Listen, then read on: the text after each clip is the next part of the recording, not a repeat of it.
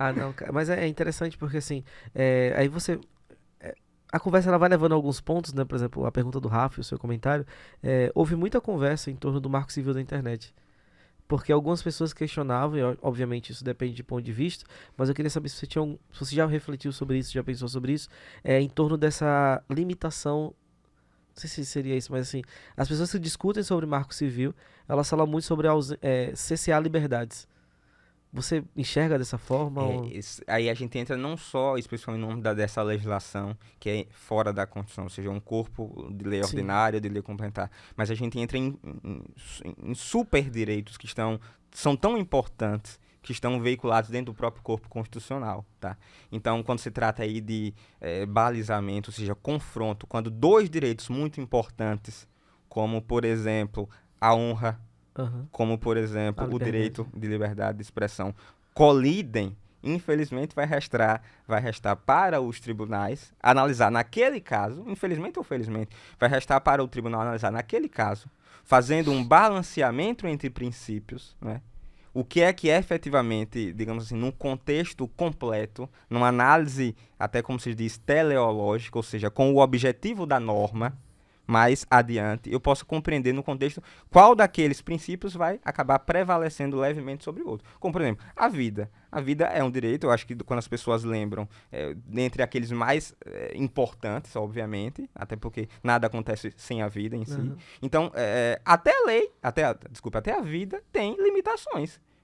Se você se volta para mim com uma agressão suficientemente, digamos assim, grave a ponto de chegar próximo de tirar a minha vida, eu posso, ao Dolosa, mesmo né? tempo, me defender, certo? Então, é como se eu não tivesse, de fato, direito absoluto, ou seja, aquele que deve ser cumprido, independentemente das circunstâncias. Sempre eu vou ter que analisar o conflito desse direito com outras circunstâncias. Então, a liberdade de expressão entra aí.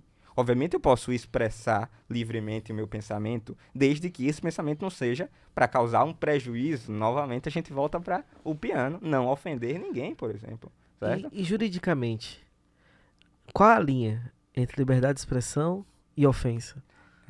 É uma discussão até que a gente trataria, a gente conseguiria fazer um podcast só Alguns, sobre isso. exatamente.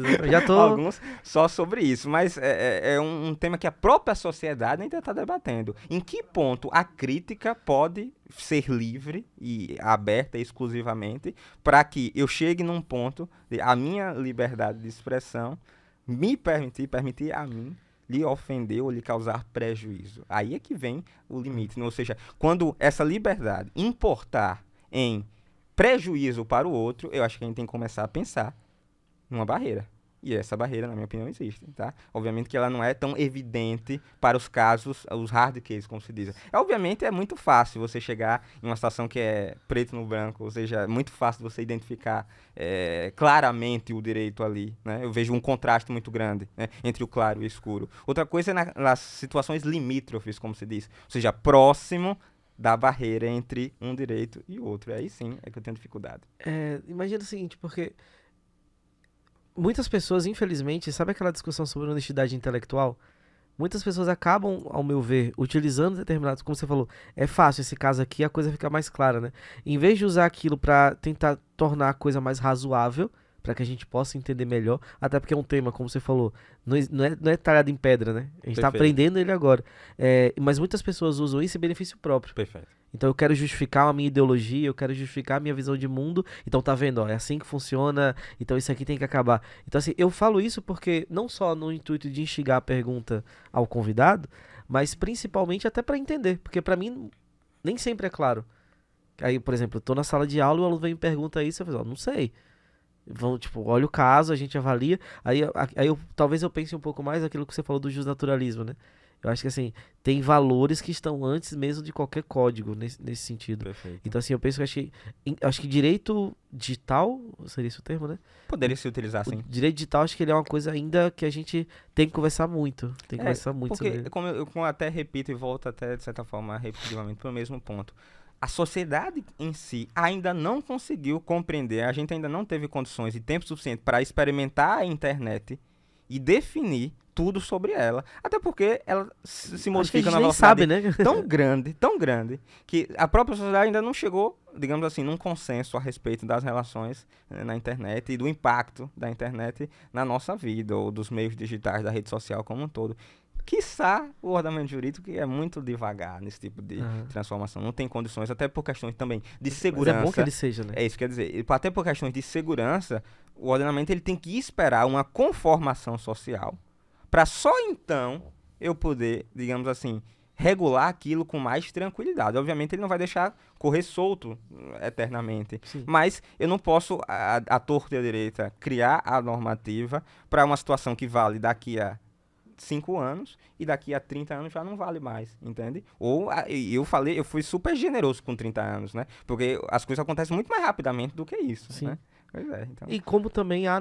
Você acredita. Eu acho que a resposta já meio que deu, mas só pra deixar bem claro. Você acredita que o direito ele precisa estar se atualizando constantemente? constantemente, não à toa a gente tem um corpo, um poder dentro da República especializado em analisar constantemente as demandas da sociedade e tentar convertê-las através da representação em lei. É o legislativo. Aham. Então, em tese, às vezes as pessoas, né? A gente tem até dificuldade de Muito entender. otimismo, muito otimismo. Parabéns. De entender. Mas assim, às vezes em si eu entendo o lado do cidadão que vai dizer que é otimismo e ao mesmo tempo eu, às vezes até a mim mesmo questionando, entendendo, poxa vida, as pessoas não enxergam no legislativo a efetiva representação. Por quê? De fato não se sentem representadas, né? Mas Aham. se a gente fosse olhar assim para a ideia por trás de eu ter representação é isso, era poder converter as demandas da sociedade, dos seus representados, dos seus eleitores, em, efetivamente, o ordenamento jurídico que vai ordenar e regular o relacionamento entre elas. É isso. É utópico, de certa forma, Assim. mas em determinado grau a gente sempre vai terminar em utopias, né? Em ideias, entre o plano das ideias e o plano Você real. falou.